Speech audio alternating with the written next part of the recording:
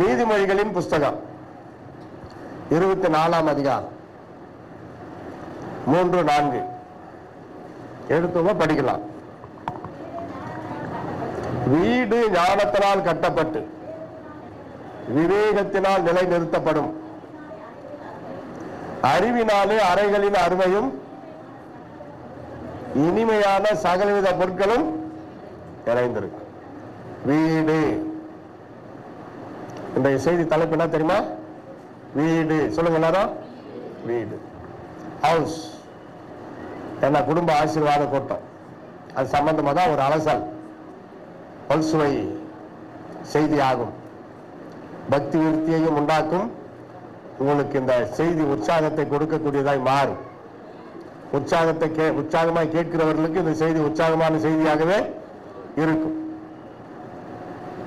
வீடு ஞானத்தினாலே கட்டப்படும். ஒரு சின்ன குடிசையா இருந்தாலும் அதற்குரிய பிளான், அதற்குரிய ஞானம், அதற்குரிய தேவை, அதற்குரிய செலவு. பெரிய வீடா இருந்தாலும் அதற்குரிய எஸ்டிமேட், அதற்குரிய பிளான் பெரிய அளவில். பயங்கரமான கோட்டீஸ்வர சாதாரணமா கட்டுவாங்களா? பெரிய அளவில்.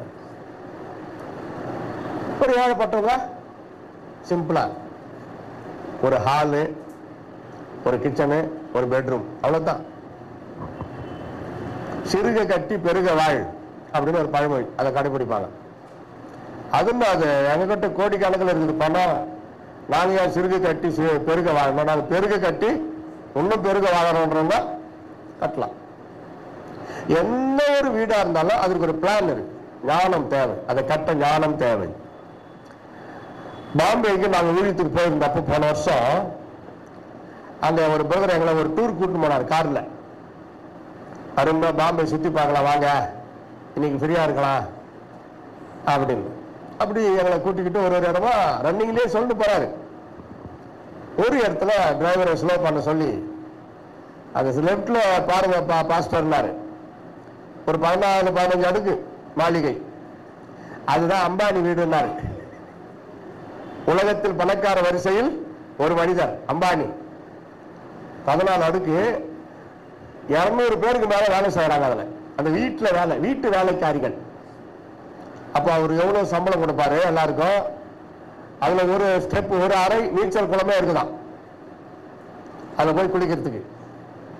அது வசதி. பிளான், என்ஜினியர்கள்லாம் வர வச்சு பிளான்.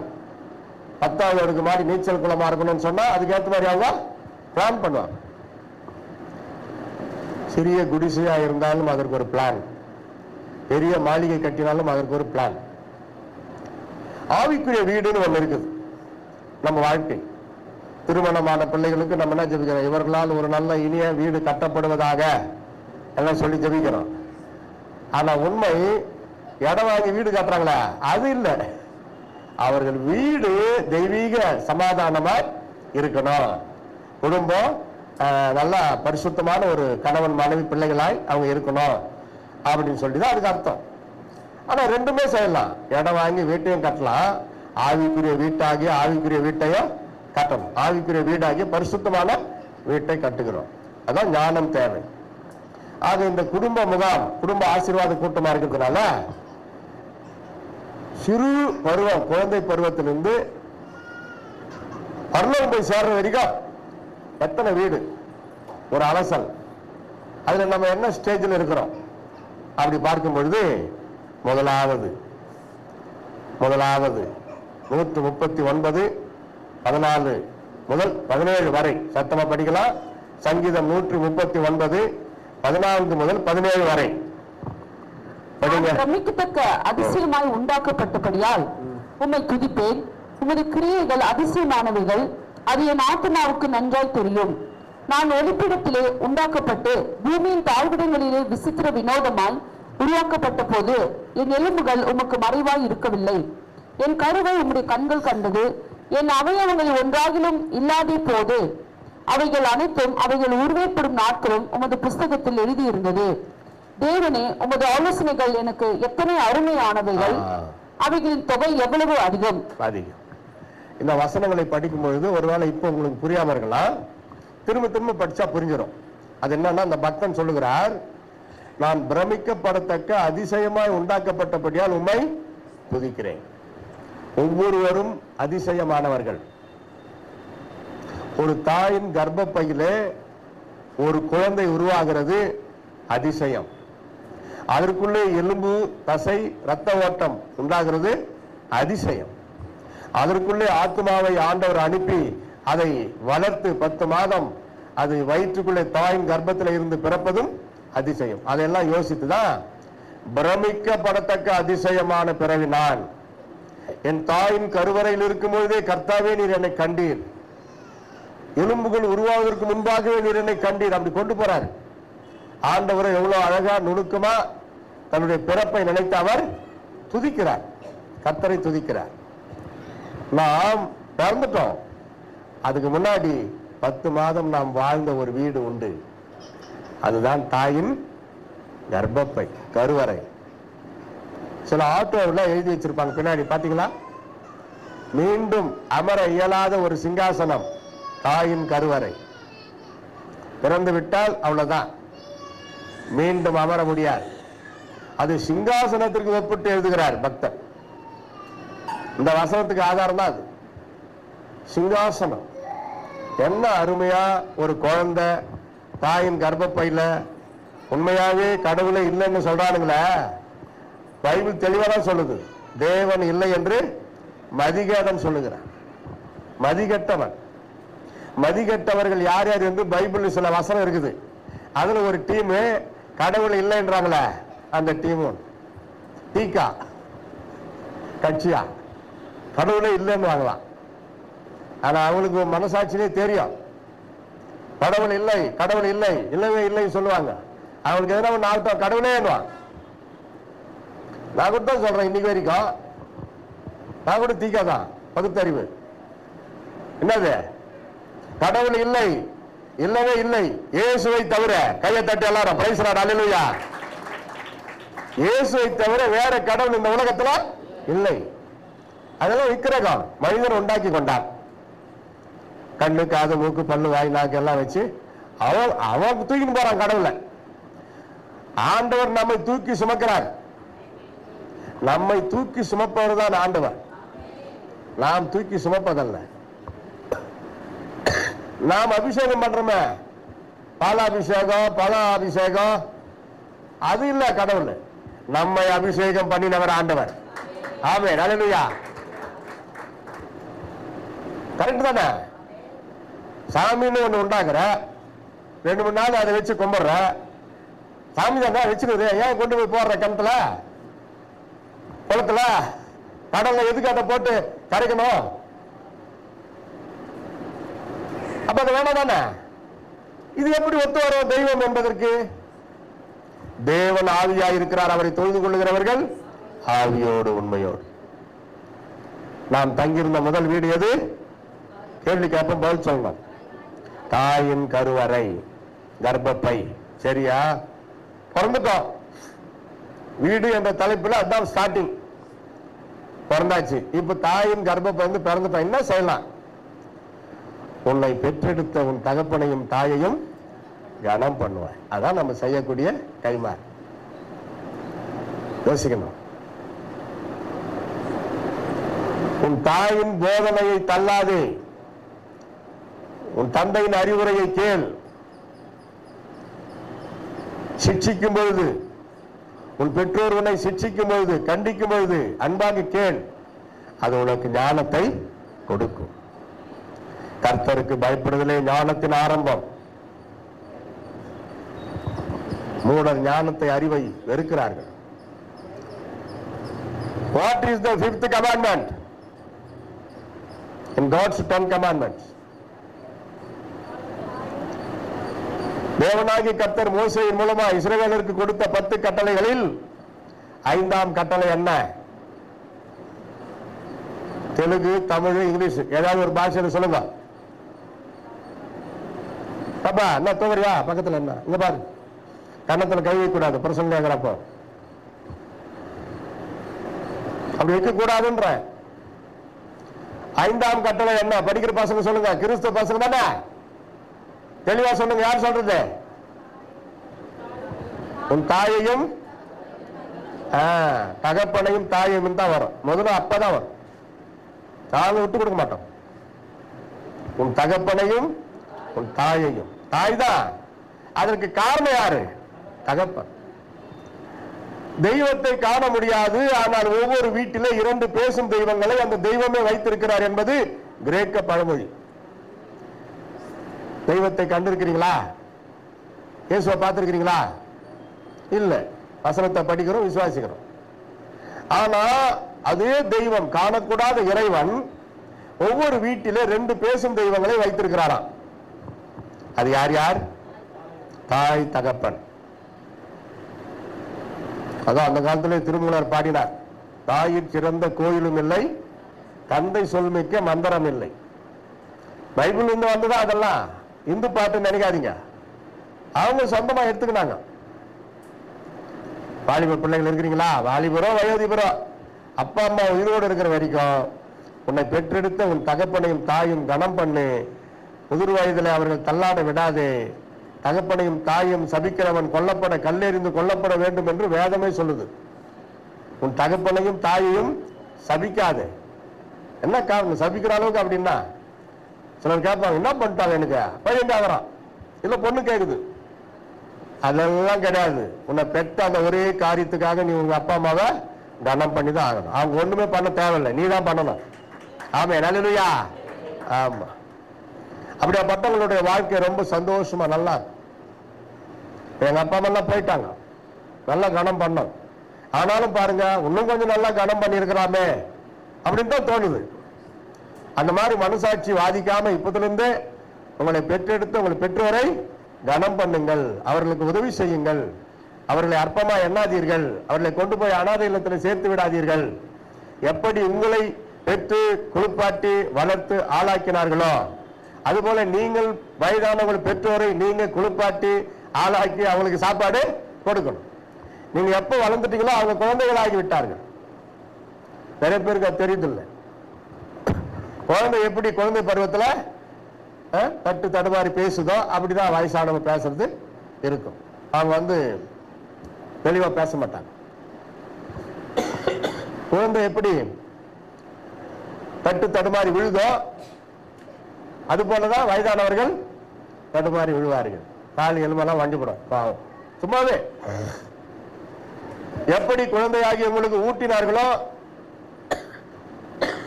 நீங்க உங்க பெற்றோருக்கு வயசான காலத்துல ஓட்டணும். எப்படி வந்து பாருங்க, கரெக்டா தானே வருது? கர்த்தருக்கு ஸ்தோத்திரம். வச்சிரு தேங்க்யூ. கர்த்தர் நல்லவர். ஆகையினால உன்னை பெற்றெடுத்த உன் தகப்பனை தாய் மறக்காது. அதுதான் முதல் வீடு. இரண்டாவது குடும்பம். சங்கீதம் 68:6 படிக்கலாம். தேவன் தனிமையானவர்களுக்கு வீடு வாசல் ஏற்படுத்தி கட்டுண்டவர்களை விடுதலையாக்குகிறார். துரோகிகளோ வறண்ட பூமியில் தங்குவார்கள். தனிமையானவர்களுக்கு ஒரு சிலருக்கு பாட்டம் சொத்து இல்லையா, ஒரு சிலருக்கு அப்பா அம்மா சம்பாதித்து வைத்து விட்டு போன இடம் இருக்குது பைபிள். பெற்றோர் தங்கள் பிள்ளைகளுக்கு ஆசீர்வாதத்தை வச்சுட்டு போறாங்க. சிலருக்கு இல்லை. இப்ப எனக்கெல்லாம் எங்க அப்பா அம்மா ஒண்ணுமே வைக்கல. அவங்க மரிக்கிறதுக்குள்ள வித்துட்டாங்க. இருந்த இடம் வீடு எல்லாத்தையும் வித்துட்டு தான் அவங்க மரித்தார்கள். எங்க அண்ணன், நானு, எங்க தம்பி, 2 தங்கச்சிங்க எல்லாம் அவங்கவுங்க வளர்ந்த பிறகு வாங்கினதுதான். நான் கல்யாணத்துக்கு முன்னாடி எல்லாத்தையும் விட்டுட்டு ஊழியத்துக்கு வந்ததுனால எங்களுக்கு ஒரு இடம் கொடுத்தார் ஆண்டவர். வாங்க, கிருபை செய்தார். அவர் தம்முடைய ஊழியக்காரரை கைவிட மாட்டார். கர்த்தருக்காக வர்றப்போ அவர்களை ஆண்டவர் கைவிட மாட்டார். பாருங்க, தேவன் தனிமையானவர்களுக்கு வீடு வாசல் ஏற்படுத்துகிறார். அதே பைபிள்ல வீடும் ஆஸ்தியும் பிதாக்கள் வைக்கிற சுதந்திரம், புத்தியுள்ள மனைவியோ கர்த்தர் அருளும் ஈவு, அதுலதான் வருது. புத்தியுள்ள ஸ்திரீ தன் கைகளினால் அந்த வீட்டை கட்டுகிறாள். குடும்ப பொறுப்பு ஆண்களை விட பெண்களுக்கு ரொம்ப அதிகம்ன்றாங்க.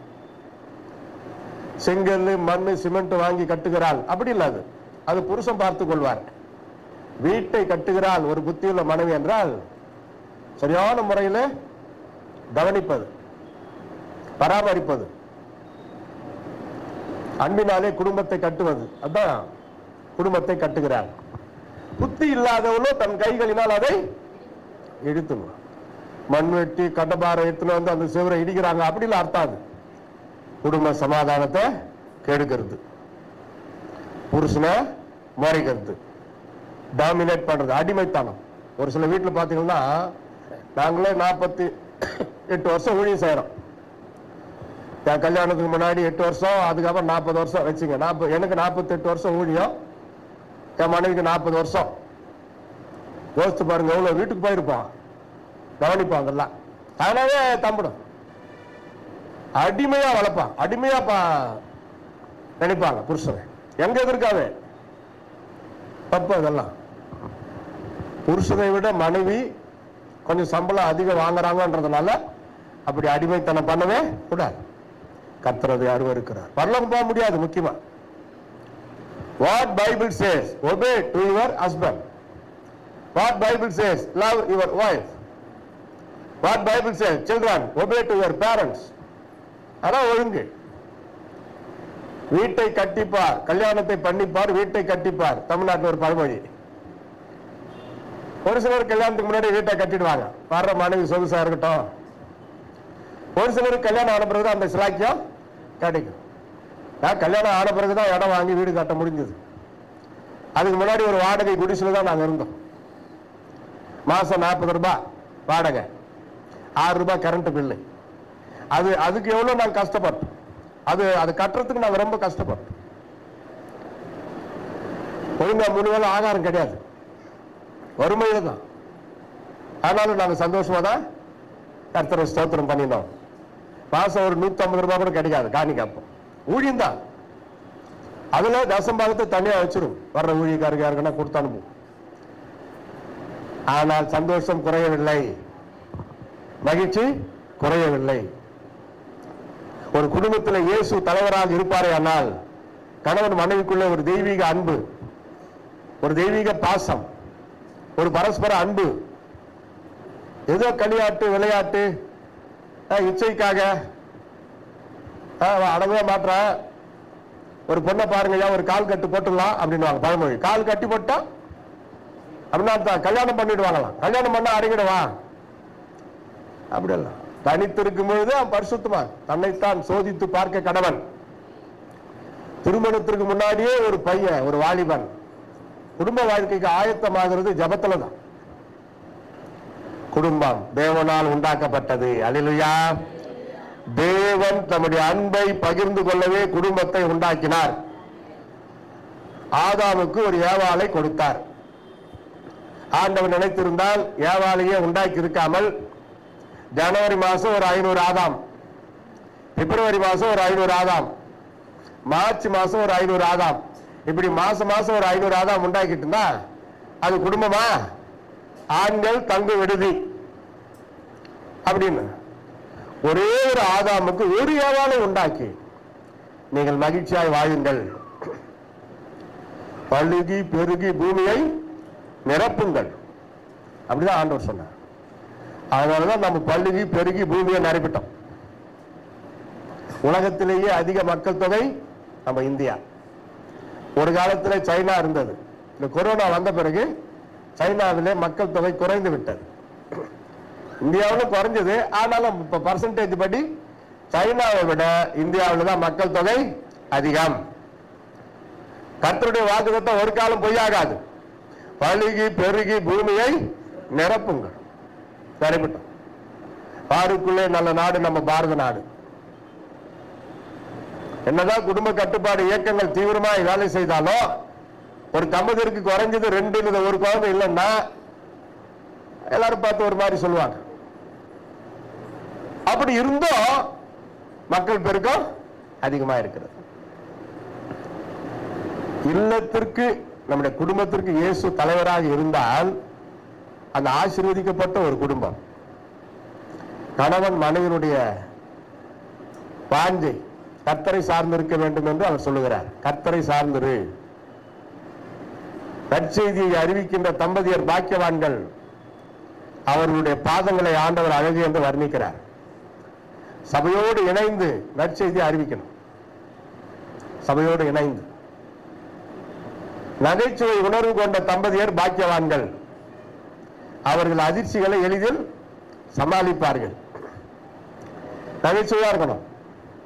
சுவைகளில் சிறந்தது நகைச்சுவை. பொன் நகையை காட்டிலும் சிறந்தது புன்னகை. பூக்களிலே சிறந்த பூ சிரிப்பு.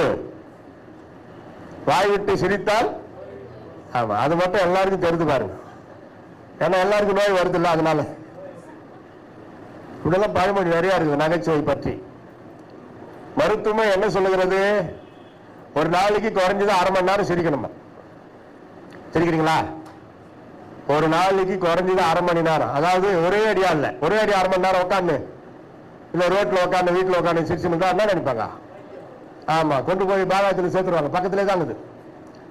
நான் நீங்க குறிப்பிடுவது அப்பப்போ அப்பப்போ 2 நிமிஷம், அரை நிமிஷம், 3 நிமிஷம், 4 நிமிஷம் இப்படி சிரிக்கிறவங்க எல்லாம் சேர்த்தா நைட்ல தூங்குறதுக்கு முன்னாடி அரை மணி நேரம் ஆயிருக்கணும். அப்ப அரியர்ஸ் இருக்குதா, குறைஞ்சி இருக்குதா, ஒரு 5-10 நிமிஷம் குறைவா இருக்குதா, தூங்குறதுக்கு முன்னாடி கணவன் மனைவி ஒருத்தர் முடிஞ்ச ஒருத்தர் பார்த்துட்டு சும்மா வேணா சிரிச்சுட்டு தூங்கு. யாருக்கு தெரியும் போத? நீங்க 2 பேர் தானே. அது அதிர்ச்சிகளை தாங்கும், வியாதிகளை எதிர்க்கும் சக்தியா. அது இல்லாத, அது தெரியாம தான் நிறைய பேர் செலவு பண்ணுகிறான் வியாதிகளுக்காக பணத்தை. கர்த்தரையே நீ பாடு. எங்க தமிழ்நாட்டில் இதுதான் ரொம்ப ஃபேமஸ். இங்க வந்துருச்சு அந்த பாட்டு, எல்லா இடத்துலயும் பரவிடுச்சு உலகம் ஃபுல்லா. கர்த்தரையே நீ பாடு வராது. அப்புறம்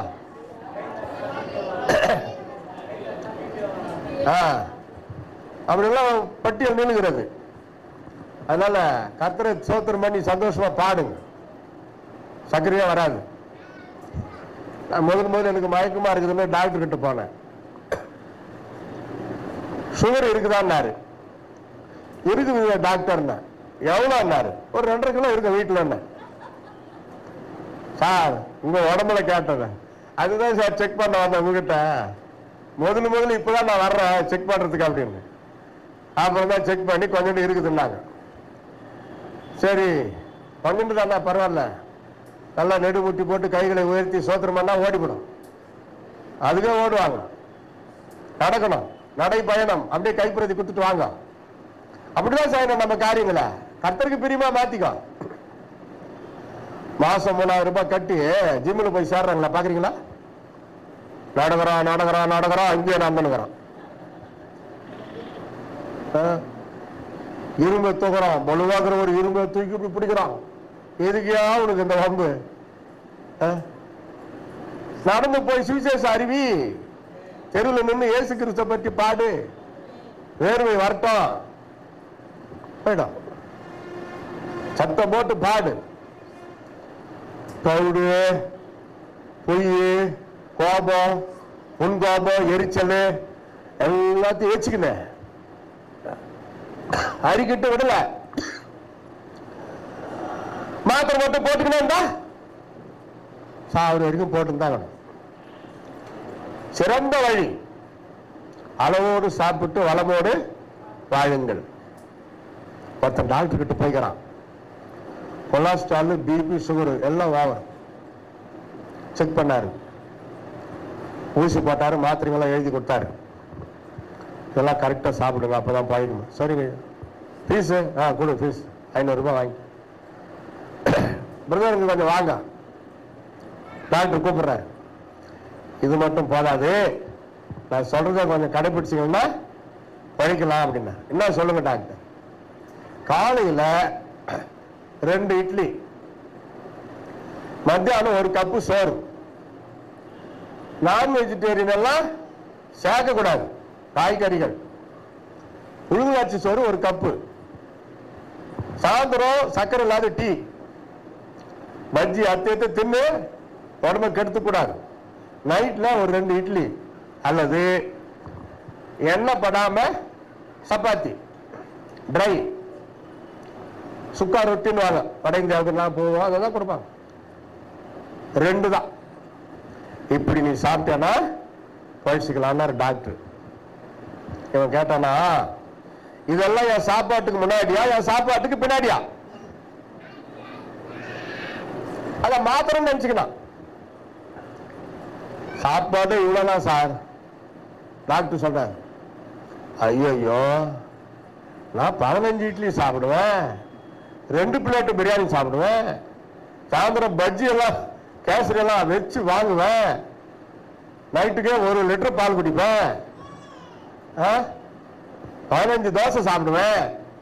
எனக்கா இப்படி எல்லாம் ரூல்ஸ் சொல்றீங்க? அப்படி எல்லாம் தின்னு தாயா உனக்கு இப்படி வந்துக்குது, நீ தொடர்ந்து இப்படியே இருந்தா செத்து போடுவேன்ட்டாரான். பயந்துட்டான். அதுக்கு தான் சொல்றதுனா, அளவோடு சாப்பிட்டு வளமோடு வாழுங்க. கணவன் மனைவி பிள்ளைகள் கர்த்தரால் கொடுக்கப்பட்டது.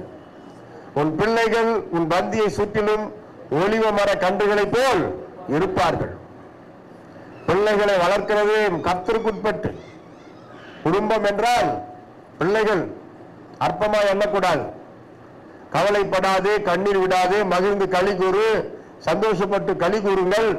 யாராவது உங்கள் பேரில் பொய்யாய் சொன்னால் என்று சொன்ன இயேசு கிறிஸ்து ஒரே ஒரு இடத்துல தான் விசனப்பட்டிருக்கிறார். விசனப்பட்டிருக்கிறார். அது எங்க தெரியுமா? இயேசு கிறிஸ்து ரெஸ்ட்ல இருக்கிறார். வெளியில சீடர்கள் உட்கார்ந்துக்கிறாங்க. சிறு பிள்ளைகள் எல்லாரும் வராங்க இயேசுவை பார்க்கறதுக்கு. இந்த அரட்டிக்கிட்டுங்க இயேசு உள்ள இருக்கிறாரு. அவர் தூக்கிட்டாரு நினைச்சிட்டாரு பேதுரு மாமா. இப்ப பார முடியாது, இல்ல இருக்கு இயேசுவை பார்த்து ஆகணும், இப்ப முடியாது, பாவடா பாவடா தந்து கேட்டுச்சு. பேதுருங்க வாப்பா, அதான் நம்ம யோசனை தான் இதெல்லாம். இங்க வா வா, நீங்க வா பேதுருங்க வா. என்ன அங்க ஒரே சத்தம்? போதகரே நீ ரெஸ்ட்ல இருக்கிறீர், உங்களை பார்க்கறதுக்கு இந்த சில்லற பசங்க அரட்டிக்கிட்டுங்க நிறைய வந்துனுக்குது, நான் அவங்கள அப்படியே தொத்திட்டேன். விசனப்பட்டார். விசனப்பட்டா சாதாரணமா ஐயோ அப்படி அனுப்புப்பா. சிறு பிள்ளை அங்கதான் வந்துச்சு வாசனம். சிறு பிள்ளைகள் என்னிடத்தில் வர இடம் கொடுங்கள், அவர்களை தடை பண்ணாதிருங்க சொல்லிட்டாரு பேதுருகிட்ட. நானா நம்ம ஃபெயில் ஆயிட்டுமேன்னு சொல்லி பேதுரு சின்ன பசங்க முன்னாடி என்ன ஆண்டவர் இயேசு இப்படி பண்ணிட்டாரு, எந்த மூஞ்ச வச்சுக்கின்னு இந்த பசங்களை இயேசு கிட்ட அனுப்புறது யோசனை வந்திருப்பாரு. வாங்கடா காட்டுல மழை பெய்யுது, வா ஏசப்பா கூப்பிட்டாரு உங்களை பார்க்கணுமா, தலைமுறை தட்டி உள்ள தொத்தி அனுப்பியிருப்பாரு. அப்படி அற்பமா எனக்காது என்று அதான் ஏசு அப்படிலாம் சொன்னாரு. அற்பமாய் நினைக்க கூடாது. ஆண்டவர் கொடுத்த ஒரு பொக்கிஷம். அன்பாக புத்தி சொல்லி வளர்க்கணுமே தவிர இஷ்டத்துக்கு சிலர் அடிப்பாங்க பாருங்க பசங்களை. எதுக்கு அடிச்சாரு அப்பா அம்மானே தெரியாது, காரணத்தை சொல்லி அடிக்கணும், அப்பதான் புத்தி வரும். காரணமே இருக்காது. காரணம் நாமெல்லாம் அப்படிதான். எப்படிதான் காரணமே இல்லாத இல்ல, நீ பண்ண இந்த தப்புக்கு இந்த ஒரு அடி அப்படி சொல்லிட்டு சின்ன குச்சி ஒண்ணு வச்சுன்னு இருப்பேன். இந்த பெரிய கொம்பு இல்ல, அந்த பசங்க சிறு பிள்ளைகளா இருக்கிறப்ப ஒரு சின்ன குச்சி, அதாவது அதை காட்டினாவே அவங்க பயந்துருவாங்க. அப்பா அடிக்காதீங்கப்பா அப்படின்னு சொன்னதும் அடிக்க மாட்டேன். உச்ச கட்டம் ரொம்ப அவங்க இறக்க பண்றாங்கன்னா அப்போ அவங்களுக்கு தாங்குற அளவுக்கு அடிக்கணும். உங்களுக்கு தாங்குற அளவுக்கு நீங்க என்ன போய் அடி வாங்கிக்கீங்க வேணாம்ல. பிள்ளைகளுக்கு நீங்க லேசா தட்டினாவே அவங்களுக்கு அது பெரிய அடி. நீங்க பலமாச்சா சுத்து போயிடுவாங்க. அவங்க ஆற்று சின்னது, உடம்பு சின்னது, நிறைய பேருக்கு தெரியல. அடிக்காமலேயே கண்டிப்புல வளர்க்கலாம். அது ரொம்ப ரொம்ப முக்கியம். அதான் ஸ்கூல்ல கூட பாருங்க ரூல்ஸ் வந்துருச்சு, பசங்களை அடிக்கூடாது. அது எப்போ வந்துச்சு? எம்ஜிஆர் ஆட்சியிலே வந்துச்சு. தமிழ்நாட்டில் கம்ப்ளைண்ட் போயிடும். பிள்ளைகளை அடிச்சால் ஸ்கூல்ல கம்ப்ளைண்ட் போயிடும். அந்த வார்த்தையில தான் திருத்தணும். நான் பண்ண தப்புக்கு ஆண்டவர் என்ன அடிக்க ஆரம்பிச்சா என் நிலைமை என்ன ஆகுது? அது போல பிள்ளைகள் செய்யற தப்புக்கு பெற்றோர் பிள்ளைகளை மட்டாய் தான் தண்டிக்கணும். அது சொல்றப்ப உணர்வாங்க, ஏசப்பாக்கு இதெல்லாம் பிடிக்காது அப்படியெல்லாம் அன்பா அதுக்குன்னு கிளாஸ் உட்காந்து பேசணும். பிள்ளைகளுக்கிட்ட முதல்ல பேசணும், அன்பா பேசணும். அதுக்கெல்லாம் டைம் கொடுக்காம தப்பு செய்ய போறாங்களான்னு பார்த்து நின்று வச்சு வாங்கக்கூடாது. ரகசிய பாவம். பெற்றோரு அப்பா பொதுவாக எந்த வீட்டுல அப்பா இந்த தப்பு செய்ய மாட்டாரு, அம்மாவுங்க தான் போட்டு கிள்ளிடுவாங்க. நரகம் தான். நல்லா கவனிக்காது. அந்த பாவம் தெரியுமா? எதுக்கு அம்மா கிள்ளாங்கன்னு தெரியாது, துடிச்சு போயிடுவாங்க பசங்க. அந்த சாபம் அந்த அம்மாவை விடாது. நீங்க நினைக்கலாம் பெத்து போட்டதுனால பெரிய வஸ்துன்னு கிடையாது. நல்லா தெரிஞ்சுங்க. எதுக்காக பிள்ளைகளை கண்டிக்கிறோம், அது என்ன தண்டனை? பிறம்பை கையாளுன்னு தான் இருக்குது. என்ன கையாளுன்னு தான் இருக்குது, அச்சுப்படும் இல்லை. அதை வச்சு கண்டிப்புல வளர்க்கணும். நம்ம பண்ண தப்புகளை ஆண்டவர் நம்மளை அடிச்சா நம்ம எங்க போறது? அதனாலதான் யோசிக்கணும். குடும்பம் ஒரு கலம்பம். நம்ம பிள்ளைகளை நம்ம தான் ஹீரோவா இருந்து வளர்க்கணும். புத்திமதி சொல்றதுல தயங்க வேண்டாம். உட்காந்து என் மகனே, நான் சின்ன பையனா இருக்கிறப்போ தெருவில் எனக்கு ஒரு பையனுக்கு சண்டை வந்துருச்சு. அவன் என்ன அடிச்சா நான் என்ன வயிற்று மேல குத்திவிட்டு ஓடியான்ட்டேன். குத்திவிட்டுனா கத்தில இல்ல, வயிற்று கையிலே. வெற்றிகரமா ஓடியாந்து வீட்டு வாசல் நினைக்கிற எங்க அப்பா அப்படி நின்னுக்கிறாரு. வெள்ளாத்தூர் கிராமம். சொல்றா பாத்துட்டாரு. ஏன் அவனை அடிச்ச? அவன் என்ன அடிச்சா நான் அவனை அடிச்சேன். நானு ஏசப்பா என்ன சொன்னாரு? என்ன சொன்னாரு? நீ ஏதாவது சொல்லலாம். ஏய் வா, பிடிச்சி இழுத்துட்டு போய் லோடான ஆடுது ஒரு ஸ்டூல், அது மேல உட்கார வச்சாரு. அவர் நல்லா இருக்கிற ஸ்டூல் மேல உட்காந்துட்டாரு. ஒரு கன்னத்தில் அரைந்தால் மறு கன்னத்தை காட்டுன்னு ஏசப்பா சொன்னார். படிச்சிருக்கிறேன். படிச்சிரு. நீ அவன் அடிச்ச? அவன் என்ன கன்னத்தில் அறையில வயிற்று மேலே குத்தனா, அதனால தான் நான் பதிலுக்கு குத்தன. அப்படிலாம் சொல்லக்கூடாது. அதோடைய அர்த்தம் தான் பதிலுக்கு அடிக்காதவா, அதான் அர்த்தம். சாரிப்பா நான் அடிக்க மாட்டேன். 1 மணி நேரம் கிளாஸ் எடுத்தார். என்ன கிளாஸ்னா, உலகம் உண்டானதுல இருந்து ஆதாம் ஏவாள் கதையில இருந்து எடுக்கிறாரு. அந்த பையனை அடிச்சதுக்கு ஆதாம் ஏவாள்ல இருந்து இயேசு கிறிஸ்து பிறந்த வளர்ந்து சிலுவையை தூக்கின்னு போய் அவர் சிலுவையில மறித்து உயிர் தேர்ந்தார, மறுபடியும் வரப்போறார, அது வரைக்கும் பிரசங்கம் பண்ணிட்டார். எப்படி இருக்கு எனக்கு தலை சுத்துது. 4ஆம் கிளாஸ் படிக்கிறேன். அப்பா போதுமா, மீதி நாளைக்கு சொல்லுங்க. முடியாது, உக்காரு. அப்படியெல்லாம் வளர்த்ததுனால இன்னைக்கு நாங்க மைக்க புடிச்சுன்னு இயேசுவை பற்றி பேசுறோம். அப்படி கண்டிங்க. எங்க அம்மா படிப்பறிவு இல்லாத அம்மா. ஒரு நாளைக்கு 2 வசனம் கூட ஒப்பிக்கலன்னா காலையில சாப்பாடு கிடையாது. தோசை கூட சுட்டு எடுத்துருவாங்க, பிளேட்டை கூட எடுத்துன்னு போயிடுவோம். நம்ம வசனம் ஒப்பிக்கலன்றத மறந்துட்டாங்கன்னு தான் போட போறாங்களேன்னு நினைப்போம். பிளேட்ல கூட போட்டாங்க, வாசனம் ஒப்பிடுவாங்க. குறைஞ்சது 4 வசனமானா இப்ப நீ சொல்லலாம். இன்னைக்கு படிக்கலமா, முதல்ல போடுங்க, அப்புறமா நான் இல்ல கிடையாது. ஸ்கூலுக்கு அம்மா கெட்டாம்மா, அவங்கள ஆட்டி வைக்கிறது யாரு? எங்க அப்பா. என்ன வாசனம் ஒப்பிக்கலன்னா கொடுக்காத, அவங்க புருஷனுக்கு கீழ்பஞ்சு ஆகணுமே. இப்ப அது உண்டா? துன்றா அப்பா வரத்துக்குள்ள துன்றா, அப்பா வரத்துக்குள்ள 4 தோசை துன்று. அப்பா வந்த பிறகு சொன்ன மாதிரி காட்டிக்காத, பசியா இருக்கிற மாதிரியே காட்டிக்கா. அவரா பரிதாப்பட்டு பாவம் சாப்பாடு போட்டுன்னு சொல்லிட்டாங்க.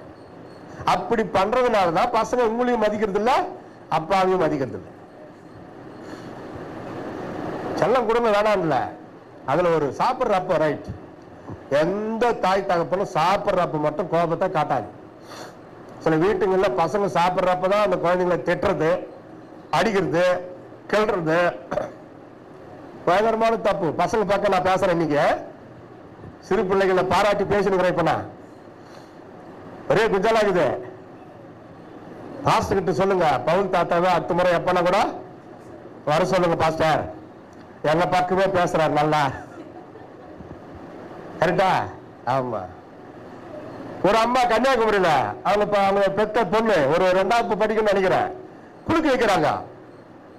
தண்ணி ஊத்தி சோப்பு போட்டு அது எடக்க பண்ணுது. ஏதோ அதான நம்மளுக்கு கண்கொள்ளா காட்சி. பசங்களுடைய எடக்க அந்த சேட்டை தானே நம்மளுக்கு சந்தோஷம். வச்சு வாங்கினாங்க 2 அழுது. என்னம்மா பண்ணி பண்ணி பண்ணி ஒழுங்கா குளி. அந்த பொண்ணு சொல்லிச்சு பாருங்க, நான் பண்ணினா நீ அம்மா பண்ணி போ, நீ தானே என்ன பெத்த, நீ அம்மா பண்ணி நான் பண்ணி ஒத்துக்கிறேன்.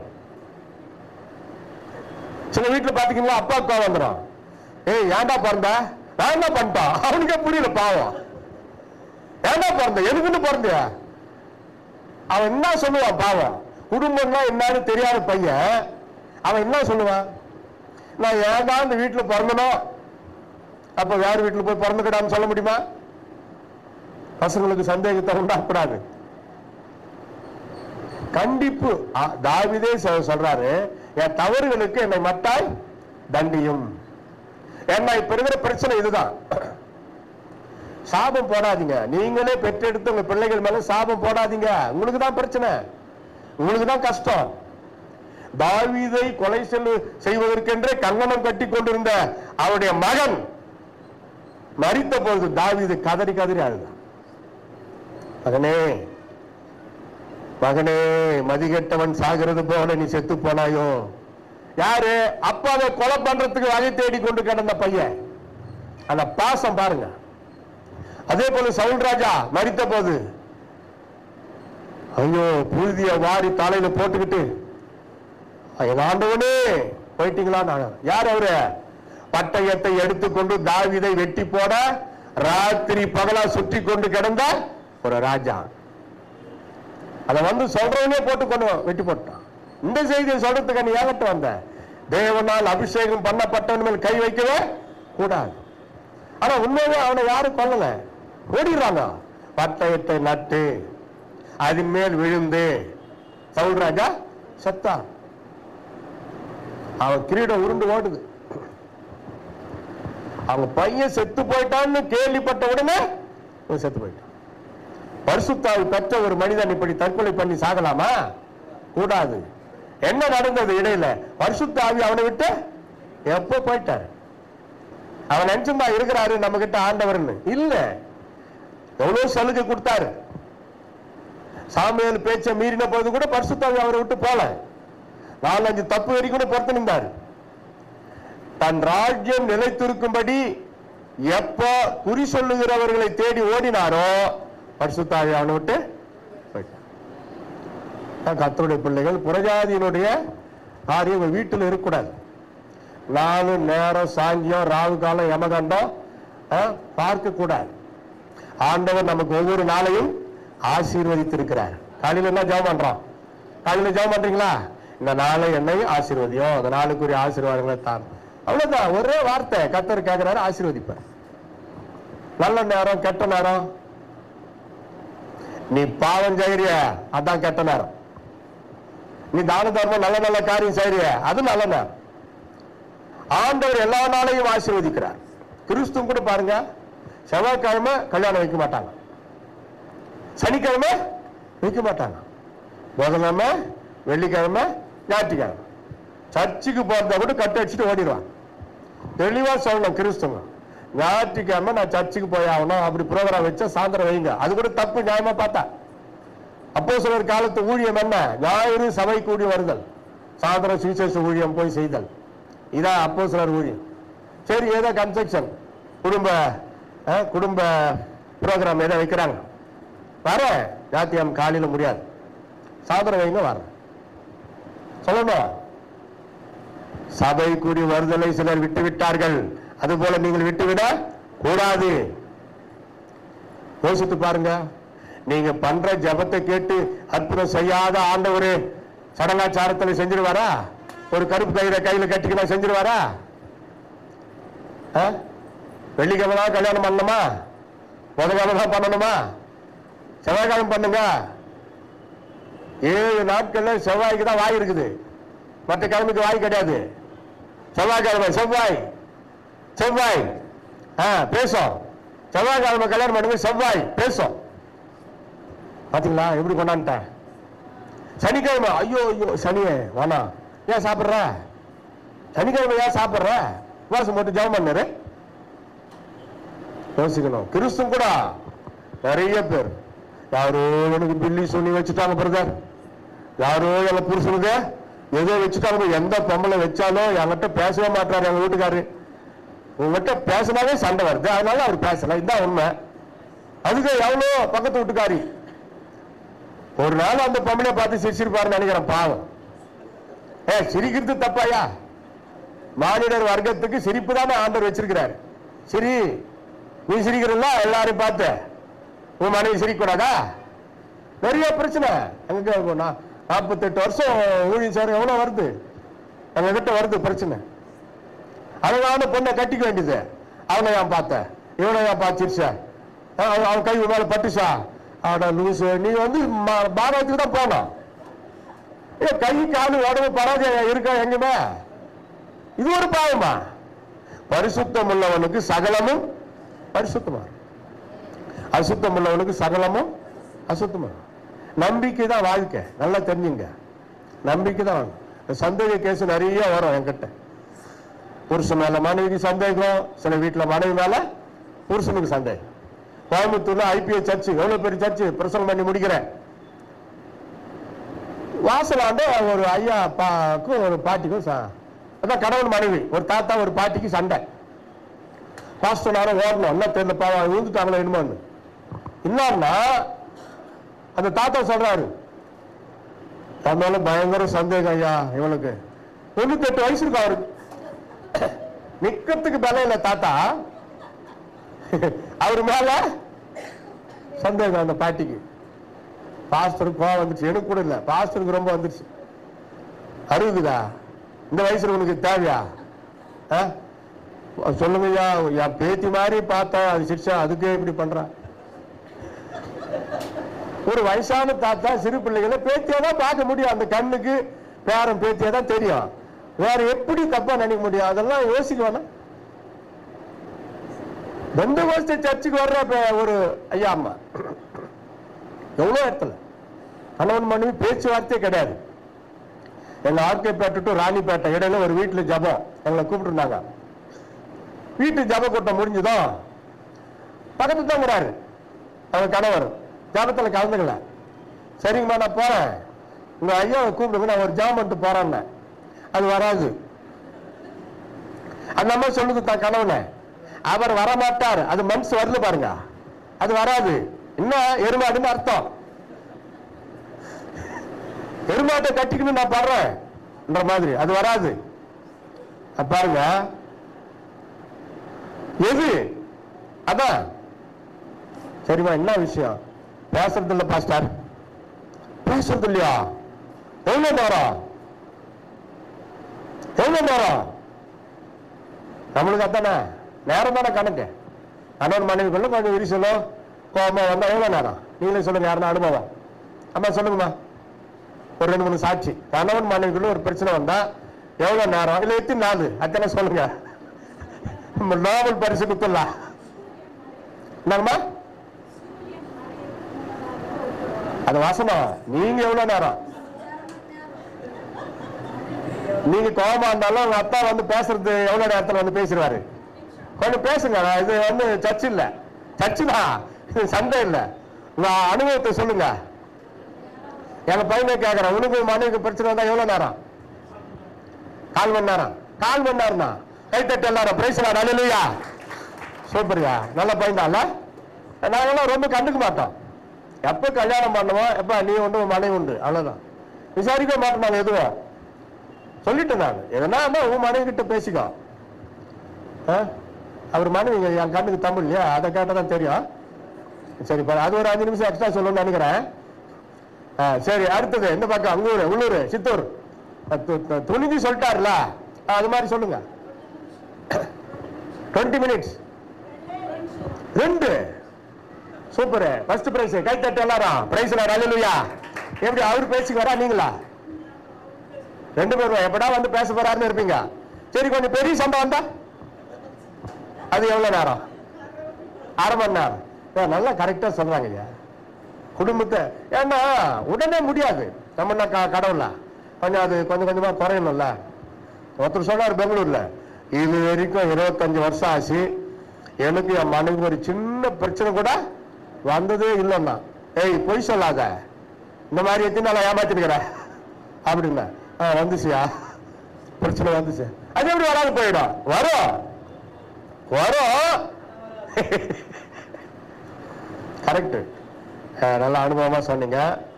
மிஞ்சி மிஞ்சி போனா 2 மணி நேரம் கூட வச்சுங்கய்யா. அந்த அம்மா சொல்லுது, ஏன்னா முடிக்கணும்ல மேட்ரு, எவ்வளவு நேரம்னு கேட்டதுக்கு அது சொல்லுது 4 வருஷம்.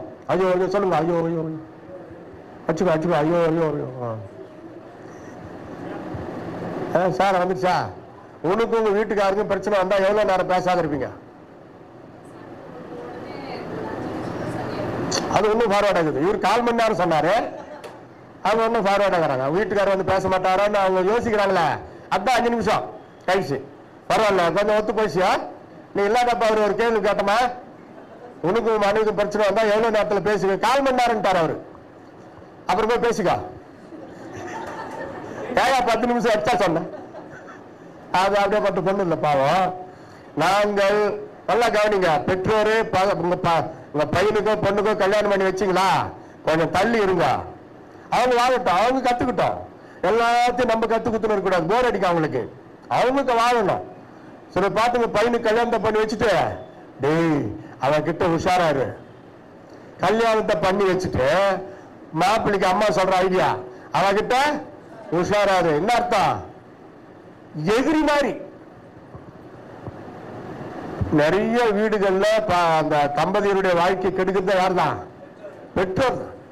தமிழ்நாட்டில் ஒரு பழமொழி உண்டு, வாழற பிள்ளைய தாயாரு கெடுத்தாலும். தப்பு. எப்ப அதான் சொல்றார் இயேசு, அவர்களை ஒரே சரீரமா இருக்கிறதப்படியால் புருஷனானவன் தன் தகப்பன் தாய் விட்டு தன் மனைவியோடு இசைந்து இருப்பான். கூட்டு குடும்பம் தேவைப்பட்டா சூழ்நிலையின் காலமா அப்ப கூட கொஞ்சம் தள்ளி இருந்துக்கணும். இப்ப கீழே போர்ஷன்ல எங்க பையன் குடும்பம், மேலதான் நாங்க. சாப்பாட்டுக்கு வரோம், நான் கீழே ஹாஸ்டலுக்கு வர மாதிரி. அதுக்கு மேல பிரேயர் ஹவுஸ். சில டைம்ல மகனே கொண்டாந்து வச்சுட்டு போயிடுவாரு சாப்பாடு. ஏன்னா ஆபீஸ்ல நான் வேலை செய்யற மாதிரி 5 பேர் கீழே இருந்து சாப்பாடு மேல வரும். சில டைம் மருமகளை கொண்டாந்து வச்சுட்டு போயிடும். மாமா சாப்பாடு ஏதாவது அவங்க டிவி டேபிள் மேல வச்சுட்டு அவங்க போயிடுவாங்க. அவங்க சந்தோஷம் வாழறதுக்கு நம்ம கேப் விடணும், எதுவும் விசாரிக்க கூடாது. அதையும் மீறி பிரச்சனை வந்தா சரியான முறையில் அவங்களுக்கு அட்வைஸ் பண்ணணும்.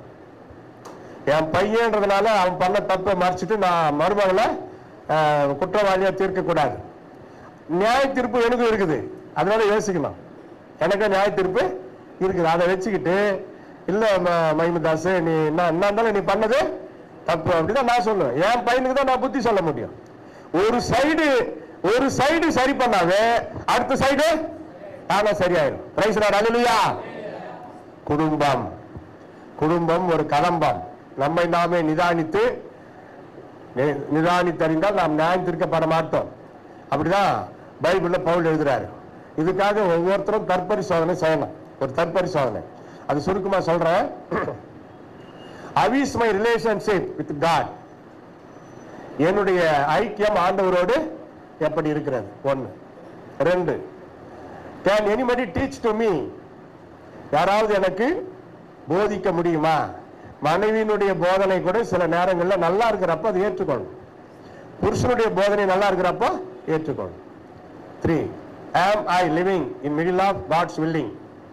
கர்த்தருடைய சித்தத்தின் நடு மையத்திலே நான் இருக்கிறேனா? இதுக்கெல்லாம் விளக்கம் கொடுக்கலாம், டைம் இல்லை. Why I am doing this? Think before do. ஒரு காரியத்தை செய்யறதுக்கு முன்னாடி இதை நான் ஏன் செய்கிறேன் யோசிக்கணும். மனைவி பிள்ளைகளை விட்டு புருஷர்கள் கிளம்புறீங்க, எங்க போறீங்க, எதுக்காக போறீங்க? மனைவி கிட்ட சொல்லணும். பேக மாட்டிக்கின்னு கிளம்புறீங்க, சோத்திரம் ஹல்லேலூயா, அங்க போய் நல்லா திரும்பிட்டு வருவேன். மனைவி பிள்ளைகள் சாப்பிட்டாங்களா கேட்கறது. சரி போனீங்களா, போன் பண்ணி பேசணுமா? இல்ல சாப்பிட்டியாமா என்ன ஏது? நான் நல்லா போனா 10 நாள் தனியா எங்கேயோ போறோம், கன்னியாகுமரி பக்கம் ஊழியத்துக்குன்னா 10 நாள் சாப்பாட்டு செலவுக்கு மனைவிக்கு, மகனுக்கு, மருமகளுக்கு, குழந்தைகளுக்கு மேக்சிமம் எவ்வளவு செலவாகும் அது கூட இன்னும் எக்ஸ்ட்ராவே கொடுத்துட்டு போயிடுவேன். அப்படி பத்தலையா மகன்கிட்ட சொல்றேன், அக்கௌண்ட்ல எடுத்துக்கோ, உன் அக்கௌண்ட்ல நான் போடுறேன், நீ எடுத்துக்கோ. பட்டினி போட்டு மனைவி பிள்ளைகளை குழந்தைகளை நம்ம போய் ஜாலியா சுத்திக்கிட்டு ஊழியம் செய்யறது ஆண்டவருக்கு பெரியமே கிடையாது. யோசிக்கணும். அதுதான் ஒரு point. Family. 6, How is my relationship with my family? Shall I keep 10 commandments? 10 கட்டளைகளை நான் கடைபிடிக்கிறேனா? என்னுடைய குடும்பத்தை நான் கட்டி காக்கிறேனா? Family life, family fellowship. இப்போ ஒரு பிரச்சனை வந்துச்சு பாத்தீங்களா? இந்த தமிழ்நாட்டில் விஜய் ஒரு பொம்பளை சொல்லுது, சரியான ஏற்பாடா இருக்குன்னு நினைக்கிறாரு. எனக்கு என் கணவரை விட விஜய் சார் தான் ரொம்ப பிடிக்கும். புருஷன் வாங்கிருக்காங்க, பேட்டியில போடுறாங்க. அந்த பொம்பளை சொல்லுது, என்ன அந்த மனைவி இப்படி சொல்றாங்க, என் கணவரை விட விஜய் சார் தான் ரொம்ப பிடிக்கும் எனக்கு. என்ன உங்களுக்கு எப்படின்னு? எனக்கு என் மனைவியை விட திரிசா தான் ரொம்ப பிடிக்கும்ட்டாவன். வச்சா பாருங்க ஆப்ப. நீ செய்தபடியே உனக்கும் அதுதான் தெளிவா இருக்கிறான். வீட்டுல போய் நீயா அப்படி சொன்ன, நீ சொன்னதான் அப்படி சொன்ன. தேவையா? ஒண்ணுத்துக்கும் உதவாத புருஷனா இருந்தா கூட ஒரு பதிபக்தி இருக்கணும். கல்லானாலும் கணவன் தெரியுமா? பரவாயில்லையா? இப்ப அப்படி இருக்குதா? கல்லானாலும் கள்ளத்துக்கு போடு, புல்லானாலும் புல்லு மாதிரி பிடிங்க போடு. அப்படி ஆயிடுச்சு பழமொழி எல்லாம். நிறைய இடத்துல வட இந்தியாவில் இப்ப ஒரு 6 மாசத்துக்கு முன்னாடி ஒரு பையனை விரும்பி நேசித்து உங்களுக்கு நான் ஒரு விருந்து பண்றேன்னு சொல்லி வர வச்சு முன்கூட்டியே சில ரவுடிங்களை செட்டில் பண்ணி ஒரு மாடி மேல இருந்து கூட்டிட்டு போய் அந்த பையனை அந்த பொண்ணு ஆள் வச்சு கொண்டுடுச்சு. போலீஸ் பிடிச்சிட்டாங்க. அப்புறம் நம்ம இந்தியா போலீஸ் சும்மாவா? மேகாலயா இன்னும் பார்வர்ட் எல்லாம் நம்ம கேள்விப்படுறோம். வாழ்க்கை ஒரு முறை தான், நல்லபடியா வாழ்ந்து காட்டணும். What is my main purpose? Money or soul?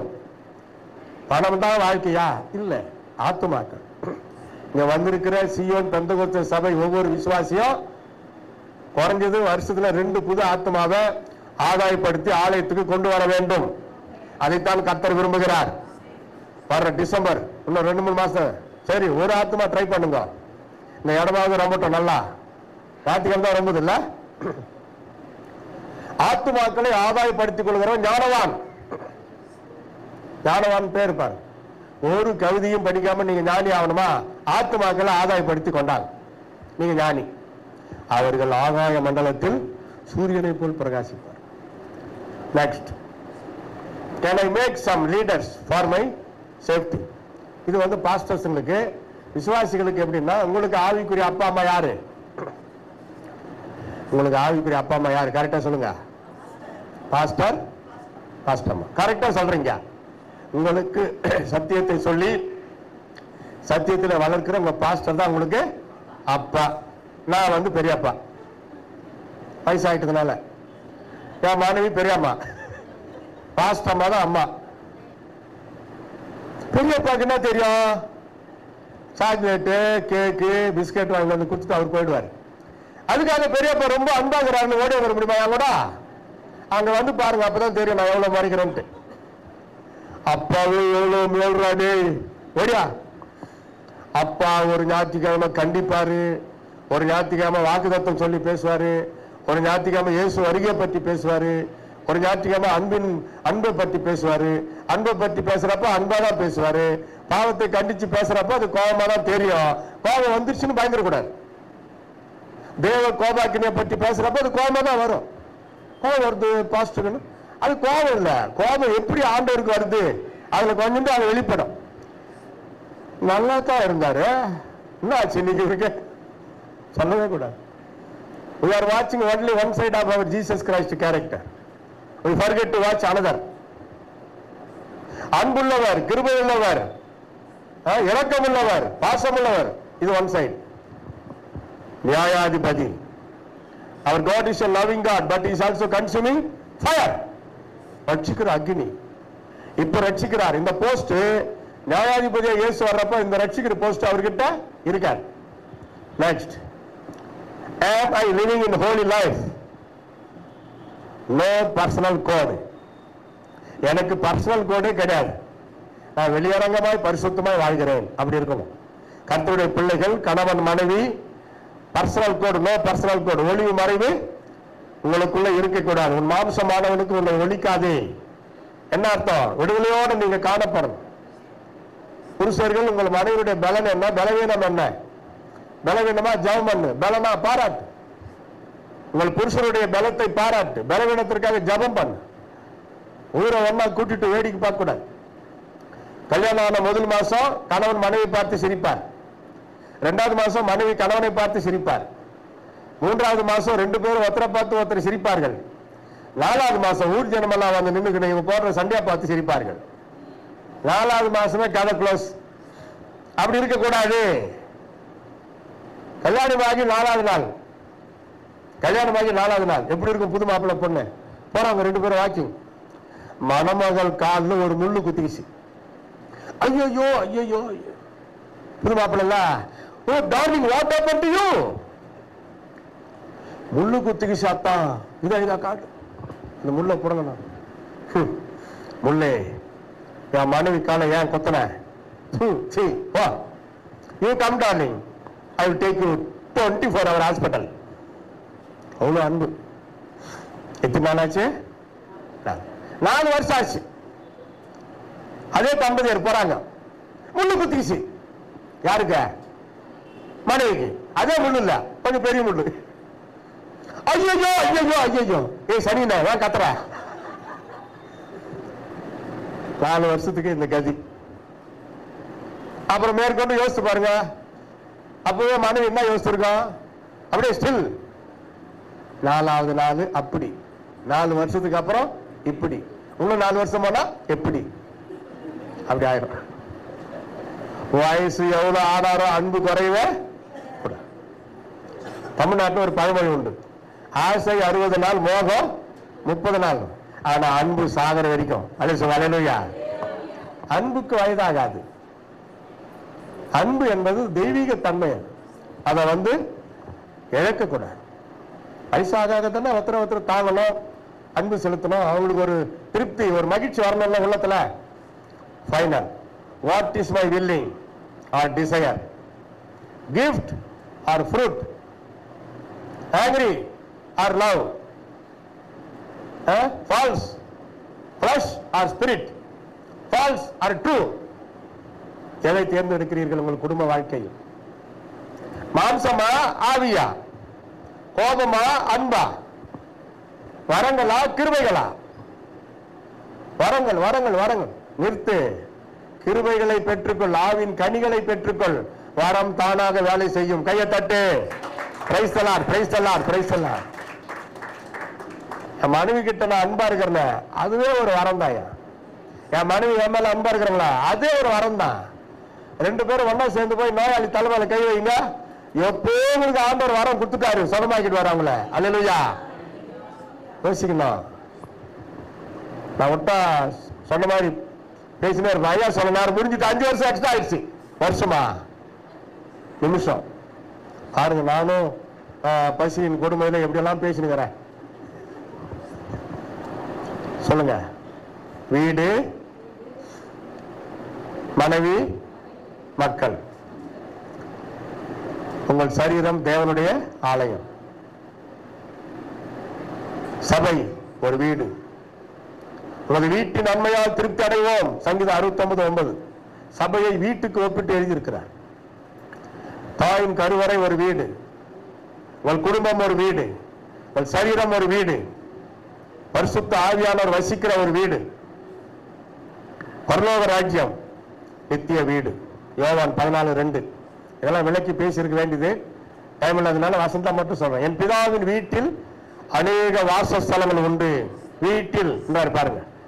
அப்படி இல்லாத சொல்லியிருப்பேனே, அதெல்லாம் ஒண்ணு கிடையாது பாருப்பா. ஆனால் இருக்குது. நித்திய மோட்ச பேரின்பத்திற்கு செல்ல நாம நியமிக்கப்பட்டிருக்கிறோம். அதுவரை கடவுள் தாயின் கருவறை இனி முடியாது. ஆனா அவங்களுக்கு நன்றி உள்ளவங்களா கீழ்ப்படினோம். 2, உங்கள் சரீரமாகிய தேவாலயத்தை பரிசுத்தமா காத்துக்கொள்ளணும். 3, உங்கள் குடும்பத்தை சிறப்பாக பரிசுத்தமாக அன்பாக நடத்தணும். 4, இயேசு கிறிஸ்து வரும்பொழுது நம்ம எடுத்துக்கொண்டு செல்வார் மோட்ச பேரின்பத்திற்கு. அதான் நமக்கு நிரந்தர வீடு. ஏமி நிக்கலாமா? முடிக்க மனமின்றி முடிக்கிறேன். Praise the Lord. அல்லேலூயா. ஒரு சிறு பாடல் பாடி என்னுடைய மனைவி ஜெபம் பண்ணி முடிப்பார்கள். வேகமா எழுதி நில்லுங்க. ஒரு 2 நிமிஷம். புது ஊழியக்காரர் வந்தா ஒரு 2 நிமிஷம் எக்ஸ்ட்ரா ஆகும், அதை பத்தி கவலைப்படக்கூடாது.